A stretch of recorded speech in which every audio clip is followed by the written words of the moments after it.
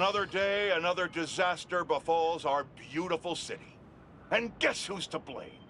In what should have been a routine prison transfer, the Spider-Men felt the need to inject themselves into a situation that was already being handled by the proper authorities, and completely botched it. A new group of mercenaries made their presence known in the hijacking of the supervillain Scorpion and Mr. Negative. Not much is known about this new collective, other than their penchant for animal skins, but one thing is abundantly clear. The Spider-Men did nothing to impede them. Had law enforcement been allowed to do their jobs, these criminals wouldn't be in the wind right now. Looks like we have an eyewitness calling in. Caller, you're live. Hi, Jonah. Thanks for having me. Just want to point out that what you're saying is a total lie. Here we go. I was there on the pier. Law enforcement was completely outmatched. The Spider-Men saved countless lives and almost stopped those bow and arrow geeks, too. First, you're lucky to be alive. Second, let me ask you, just this week alone, can you guess how much property damage those vigilantes are responsible for? No, but that's not the issue here. I don't have time to get into a circuitous whataboutism argument when there are costumed criminals reducing our city to rubble on a daily basis. Think of all the shipping delays we're gonna face because of this. When you can't shave because your favorite cream is trapped in shipping hell, make sure you thank the Spider-Men. Time for the bureaucrats to do their job. We need action. And also, a word from our sponsors. If the reports coming in from Brooklyn are to be believed, these Spider-Men have grown more powerful than we feared. Magic portals, subway cars disappearing off the tracks, fire engines flying through the night sky, and the newer Spider-Man at the center. Webbing and property damage weren't enough. Now we add mystical arts into the mix. Does their desire for destruction know no bounds? I almost feel sorry for this lost soul, groomed for a life of criminality and degradation. Speaking of it, it seems Spider-Man was cohorting with notorious thief, the Black Cat. Their costumes must be cut from the same corrupt cloth. If their entanglement doesn't paint a clear enough picture of Spider-Man's intent, then here's a little story for you. The Spider-Men show up, and the group we now know as the Hunters follow. Clearer now? These Spider-Men are magnets for malefactors. Now, the Black Cat seems to have vanished. Good riddance! If magic is indeed real, then we must hope upon hope that someone out there is using it for good and will erase the stain in our city known as the Spider-Men. May we go one day without another spider incident. There you go. My pleas for peace have been rejected by calls for violence. From, you know it, Spider-Man. An attack on what was once a destination for enjoyment now stands desecrated and defiled. Our cherished Coney Island was victim to a free-for-all brawl, destroying iconic attractions and history itself. Some of my fondest memories were at Coney Island. My father used to buy me the nickel pop and hot dog combo, and I, like any self-respecting American, would overindulge. Now, it's all been taken from me. To make matters worse, Spider-Man seems to have brought a new friend along for his night on the town. Just what this city needs. Another vigilante to take the law into their own hands. One person wasn't enough for you to corrupt Spider-Man. You need two acolytes to do your bidding.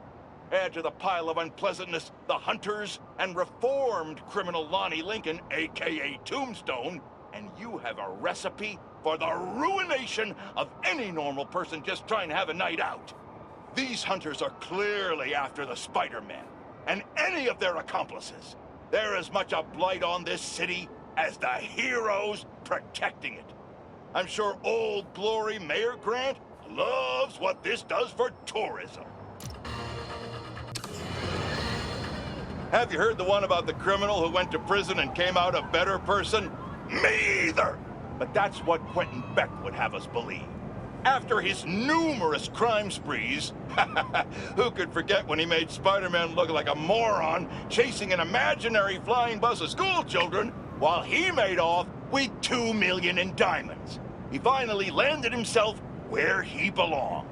Behind bars. Now he's out and wants us to accept him back into society as a fully rehabilitated individual. Let me tell you something. I know one thing to be 100% certain. People do not change. Once a criminal, always a criminal. I don't know if this was a clerical error in our judicial system, but there is no way this man has paid his dues and repented for the damage he's caused. Do not trust this con artist. Attend his attractions at your own risk.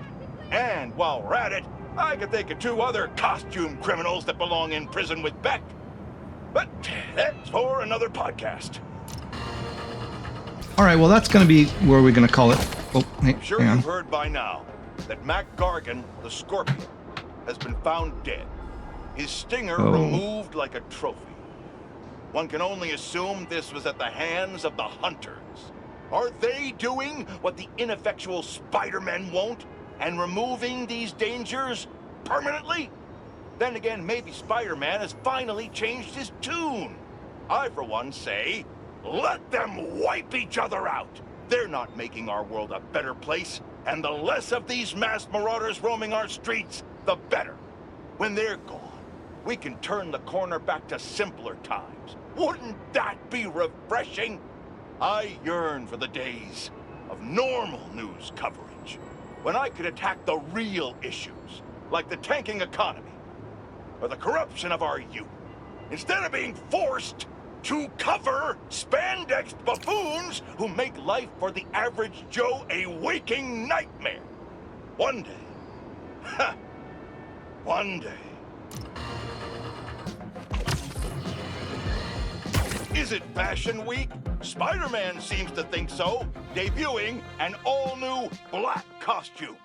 But, dear listener, if this tiger has changed his stripes, he is still very much a menace. In a heated battle with the Hunters, Spider-Man left Queens in shambles, destroying private property and making his problem everyone else's.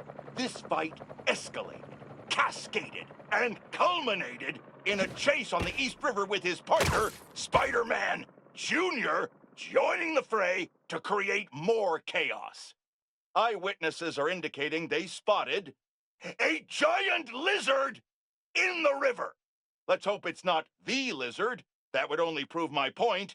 Rehabilitation is a myth, a fantasy, a joke. They go away and come out the revolving door. Nothing's changed, except they know what mistakes not to make next time. Call me cynical, but I'd rather be cynical and safe than naive and deceased. It's okay to admit that some people are just bad.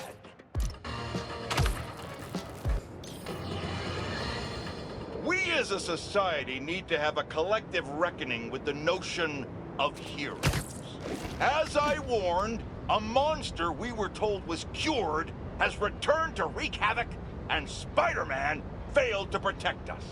Once again, Dr. Kurt Connors, the Lizard, rampages through our streets. The good doctor drags Spider-Man around town in one of the most pathetic displays of heroism I've ever witnessed. Was it heroic to destroy priceless artifacts in the museum? Was it heroic to demolish city blocks, damaging infrastructure, and costing taxpayers millions? What about the dozens of law enforcement officers injured trying to solve a problem Spider-Man created? Of course, he wasn't alone in this panoply of parlousness. The Hunters continue to run roughshod, unchecked and unheeded. The level of devastation brought upon the denizens of this fair city is too much to bear. We've had enough. When will our elected officials step up and do their jobs? We can't keep waiting. By then, it will be too late.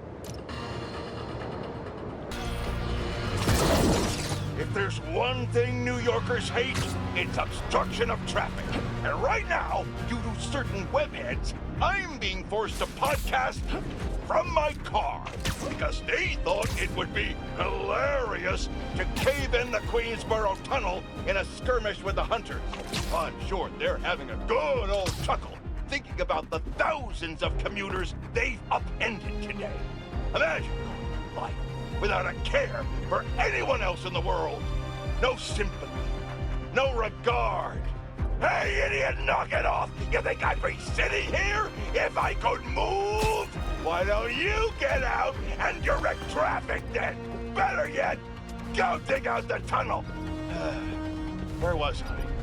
Oh, it's compassion, daylight. In times like these, we're called upon to be better, set an example, and be the change we want to see in the world. I'm moving! I am moving! You degenerate!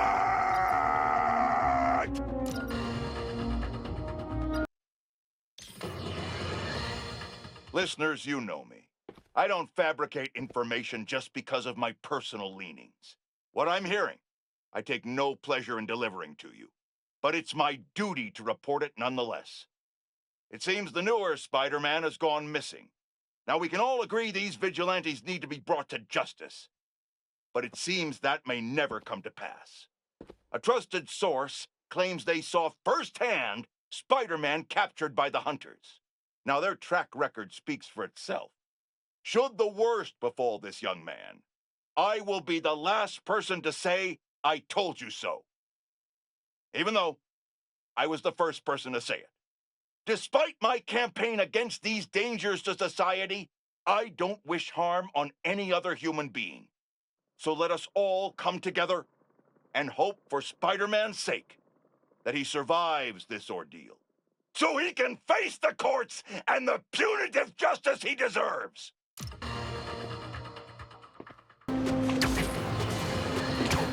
Once the epicenter for New York tourism, now the scene of a deadly bloodbath.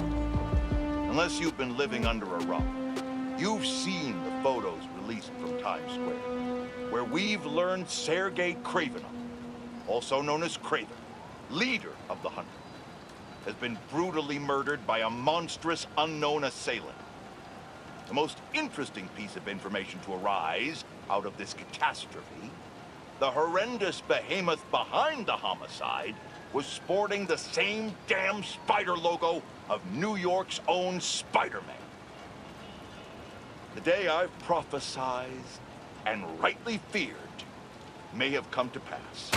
Spider-Man has perhaps transformed into a merciless creature capable of apocalyptic levels of destruction. This is the result of unchecked power and unsupervised will. I'm sure that if this is indeed Spider-Man, he's most likely prepared a hit list of those he's perceived to have wronged him. Dear listeners, I can only assume I'm high on that list. If this animal decides to exact his vengeance upon me, may my story be a lesson to you all. Do not let my life be in vain. Band together, and we can stand up against these formidable powers, once and for all. But until that day comes, I'll be fighting alongside you for the good of our people and the good of our nation.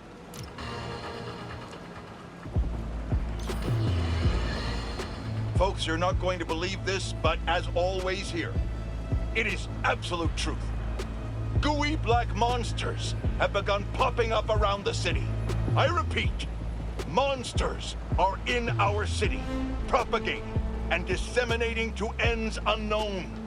We've heard numerous accounts of missing persons, families torn apart, friends and loved ones mysteriously disappearing.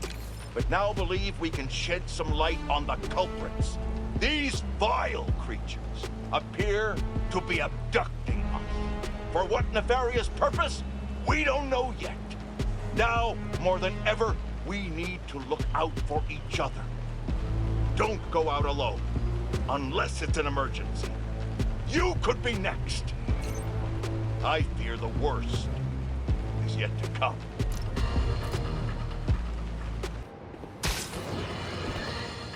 In the midst of the most unprecedented time in modern history, a hero rises to change his costume?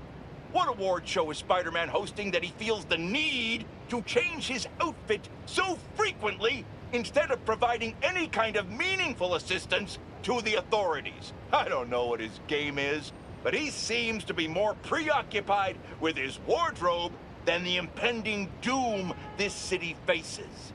As these creatures terrorize the streets, take comfort in knowing that the Spider-Men have sleek new outfits to wear to make sure they look their best for the end of the world.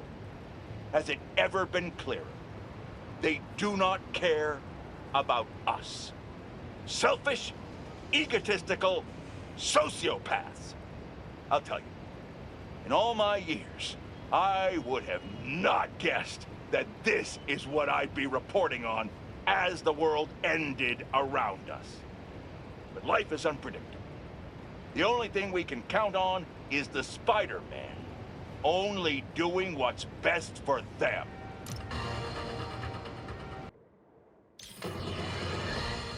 Listeners, I implore you, stay inside your homes. Lock the doors. Board the windows. Trust no one. The city is overrun with a miasma of massive, oppressive tendrils emanating from the ground beneath our feet, spawning creatures from what feels like hell itself. They're capturing us, converting us, and will soon overtake us. Don't give them the chance. While the government sits on its hands, my loyal listeners have taken to the forums, looking for any signs of weakness these creatures show. We will defend ourselves. We know we can't count on the Spider-Men to save us. If this last week's events have proven anything beyond a shadow of a doubt, it's that the heroes make things worse, not better. In the meantime, stay safe. Remain vigilant.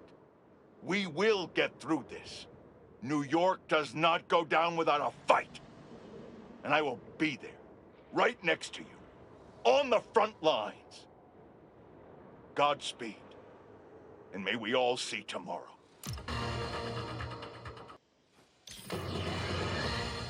You must be asking, when did this turn into a science fiction podcast? I'll tell you, when fiction became reality. As a boy, I would read stories of beings from other worlds who wreaked great terror upon our planet, and righteous heroes who wouldn't back down no matter the odds.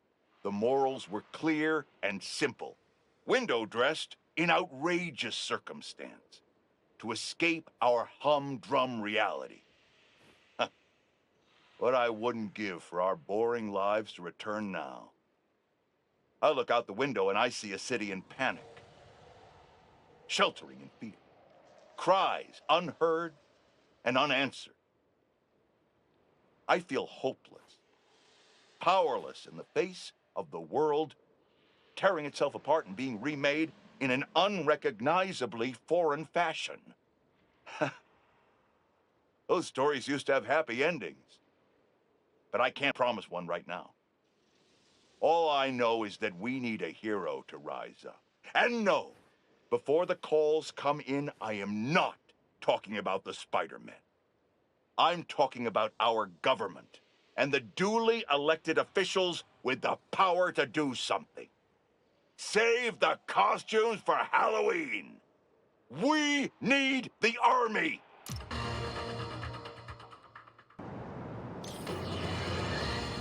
Can you smell the change in the air? It's fresh and clean. A new day for this world. Staring down the face of the apocalypse offers a new perspective on life. Time to let go of old grievances. Rearrange priorities. While the world waited with bated breath to see if they would be next. New York stood tall and held the line. We did not acquiesce. After we take a moment to celebrate the freedom we fought so hard to retain, we must then turn our sights to the people responsible for putting us in harm's way to begin with. I'm talking about Oscorp and, of course, the Spider-Man. You're going to hear a lot of conflicting reports and lies surrounding the events of last week, but let me assure you, this is still just the facts here. So let's lay them out. Spider-Man was seen wearing a black suit. Then a monster appears wearing a similar suit. Then our proud city is overrun by similar monsters. Oscorp is claiming it's Spider-Man's fault for stealing Oscorp's research. That doesn't surprise me.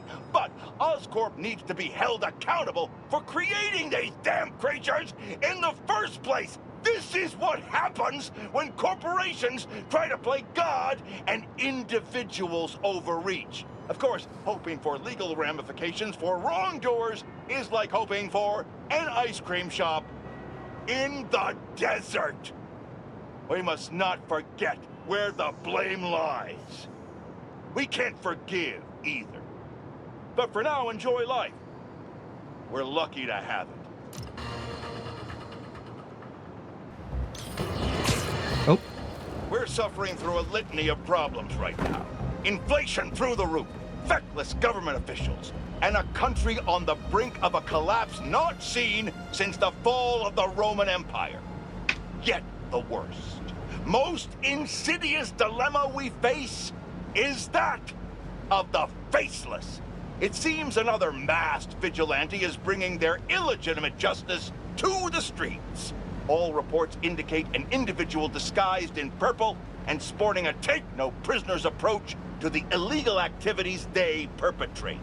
Some of you have criticized the Spider-Men for not going far enough. But I can't believe what I'm saying. That's not in their jurisdiction. While they shouldn't be out there in the first place, at least they haven't sworn themselves as judge, jury, and executioner. We have systems in place for this people. If this new hero really wanted to enforce order to the fullest extent of the law, they'd join the police department. Why is it so hard for some people to follow the rules? This is the chaos the Spider-Men inspire. And why must I be the sentinel of statutes? Now, how about some ads? Allow me to set the stage. A train line in Brooklyn. Presumably, precious containers carrying commodities that we rely on. Spider-Man. And that new Vigilante. Oh, did I just spoil the play? Can you see where this is going? I feel sorry for anyone awaiting a shipment today. It's not coming. You know who to thank. Explosions rocked the line. Trains were derailed, almost colliding with an apartment complex. A local community group was injured. The followers of the Flame, I'm not here to judge, were mercilessly attacked by Spider-Man. From the rumblings I've heard, there's a new commando in Spider-Man's army. They go by Wraith. Now, I can't say for certain what the inciting incident was, but I find it hard to believe these followers were there to cause harm. More than likely, they were having a peaceful ceremony. Perhaps they could have chosen a different location, but who is Spider-Man to come in and break it up? He's infringing on our rights and destroying commerce in the process, folks. We need to keep redrawing the line, because the Spider-Men and company keep stepping over it. What's the next freedom you expect Spider-Man to threaten? I'm awaiting your calls.